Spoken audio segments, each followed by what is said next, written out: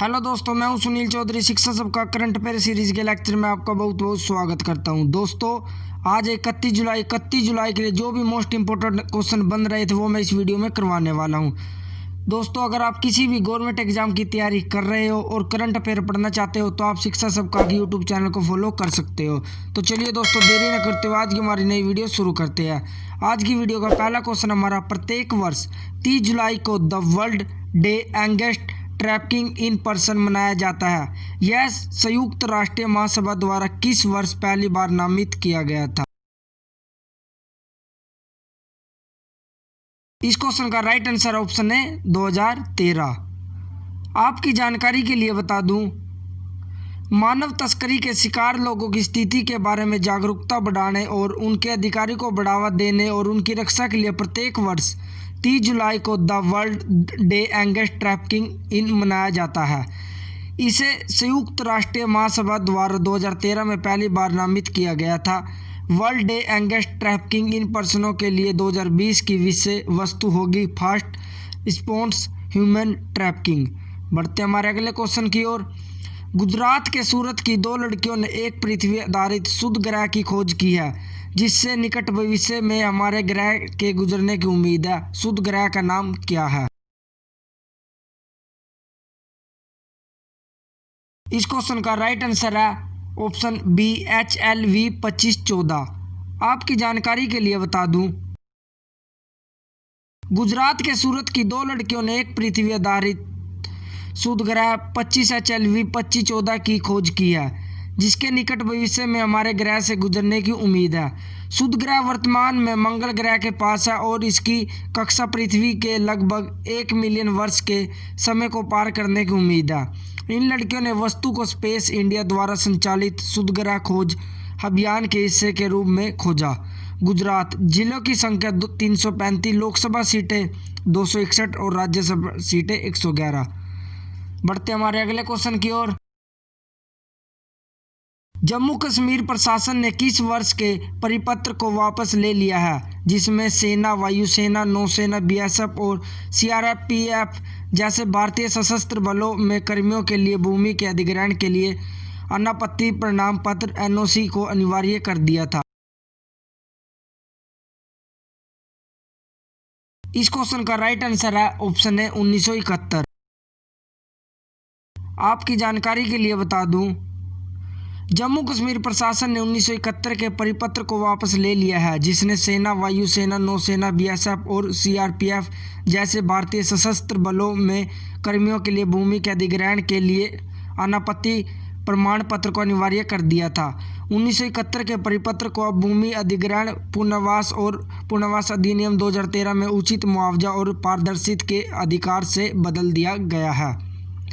यह निर्णय जम्मू कश्मीर प्रशासन द्वारा भवन संचालन अधिनियम 1988 और जम्मू कश्मीर विकास अधिनियम 1970 में संशोधन करने के लिए स्वीकृति के बाद लिया गया है, जो सशस्त्र बलों को रणनीति क्षेत्रों में निर्माण गतिविधियों को पूरा करने के लिए विशेष छूट प्रदान करता है। बढ़ते हैं हमारे अगले क्वेश्चन की ओर, जो कि है,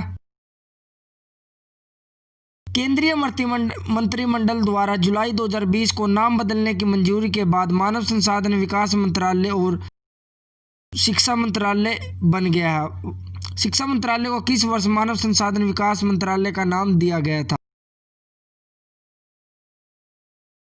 इस क्वेश्चन का राइट आंसर ऑप्शन सी 1985। आपकी जानकारी के लिए बता दूं, केंद्रीय मंत्रिमंडल द्वारा 29 जुलाई 2020 को नाम बदलने की मंजूरी के बाद मानव संसाधन विकास मंत्रालय वापस शिक्षा मंत्रालय बन गया है। पूर्व प्रधानमंत्री राजीव गांधी के कार्यकाल के दौरान 1985 में शिक्षा मंत्रालय का नाम बदलकर मानव संसाधन विकास मंत्रालय कर दिया गया था। PV नरसिम्हा राव राजीव गांधी मंत्रिमंडल में पहले मानव संसाधन विकास मंत्री बने। बढ़ते हमारे अगले क्वेश्चन की ओर।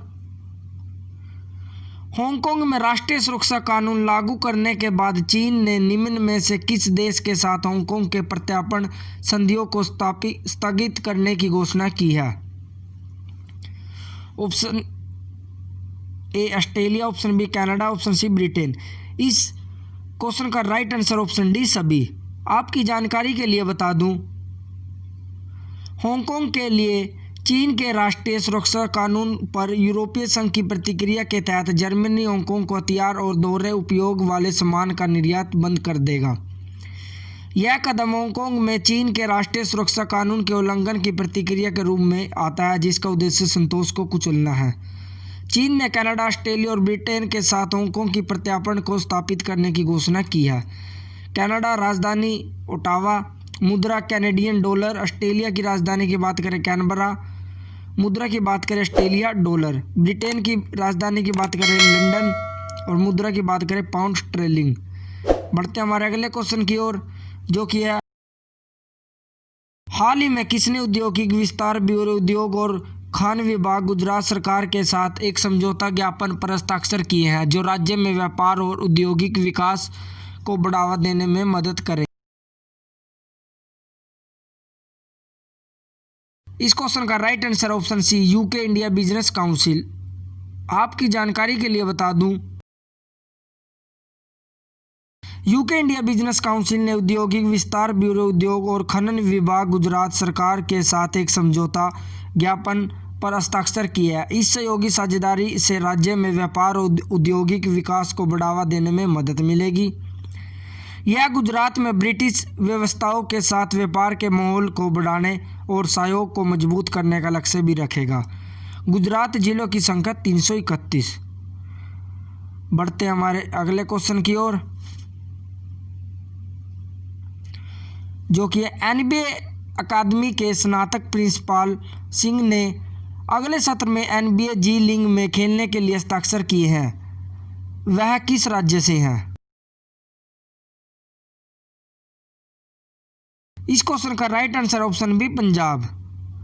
आपकी जानकारी के लिए बता दूं, एनबीए अकादमी के स्नातक प्रिंसिपाल सिंह जो पंजाब से हैं, उन्होंने अगले सत्र में एनबीए जी लीग में खेलने के लिए हस्ताक्षर किए हैं। प्रिंसिपाल सिंह एनबीए जी लीग के साथ हस्ताक्षर करने वाले एनबीए अकादमी स्नातक है और पेशेवर अनुबंध पर हस्ताक्षर करने वाले एनबीए अकादमी इंडिया स्नातक है। प्रिंसिपाल सिंह ने भारतीय पुरुषों की वरिष्ठ राष्ट्रीय टीम के हिस्से के रूप में अंतर्राष्ट्रीय प्रतियोगिताओं में भारत का प्रतिनिधित्व किया है। पंजाब लोकसभा सीट की बात करें 131, राज्यसभा सीट की बात करें 71, जिलों की संख्या की बात करें तो 221। बढ़ते हमारे अगले क्वेश्चन की ओर, हाल ही में टेक महिंद्रा ने सफल डिजिटल परिवर्तन के माध्यम से ग्राहकों का समर्थन करने के लिए किस कंपनी के साथ वैश्विक रणनीतिक साझेदारी में प्रवेश किया है? इस क्वेश्चन का राइट आंसर है ऑप्शन सी, CY क्यूरेक्स। आपकी जानकारी के लिए बता दूं, टेक महिंद्रा ने हिंदुजा समूह के हिस्से cyber space solutions form CY क्यूरेक्स के साथ एक वैश्विक रणनीतिक साझेदारी में प्रवेश किया है। यह सफल डिजिटल परिवर्तन के माध्यम से ग्राहकों का समर्थन करेगा। यह साझेदारी ग्राहकों को संपूर्ण जीवन चक्र अर्थात data in motion, data use और डाटा एट रेस्ट पे डाटा संपत्तियों की साइबर सुरक्षा तक पहुंच प्रदान करेगी। बढ़ते हमारे अगले क्वेश्चन की ओर, हाल ही में कौन पृथ्वी विज्ञान मंत्रालय द्वारा वायुमंडलीय विज्ञान और प्रौद्योगिकी के लिए राष्ट्रीय पुरस्कार प्राप्त करेगा?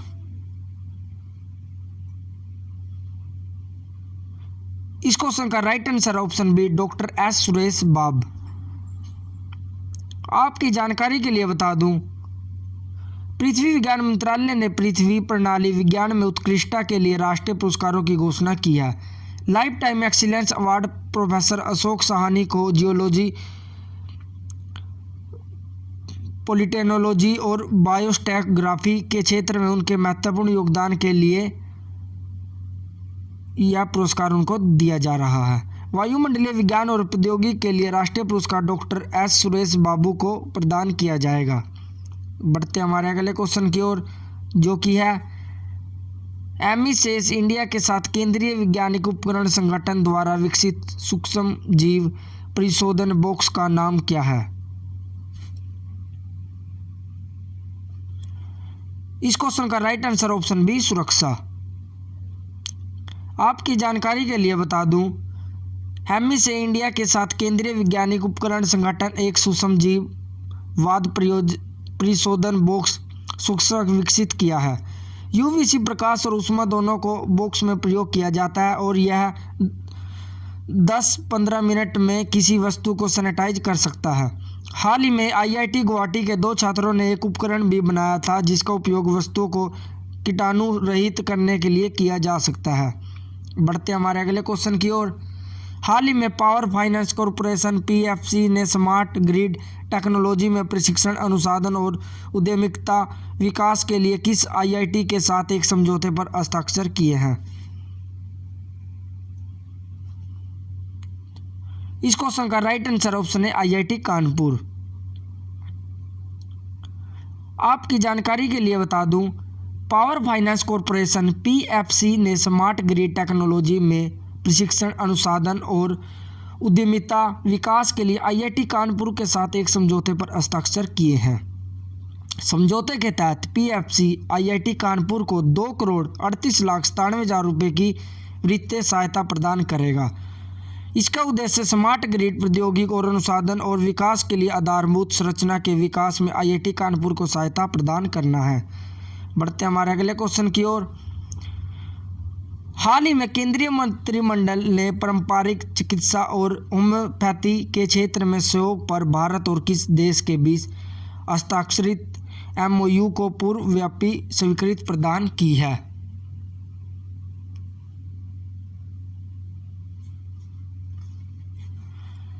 इस क्वेश्चन का right answer option C Zimbabwe.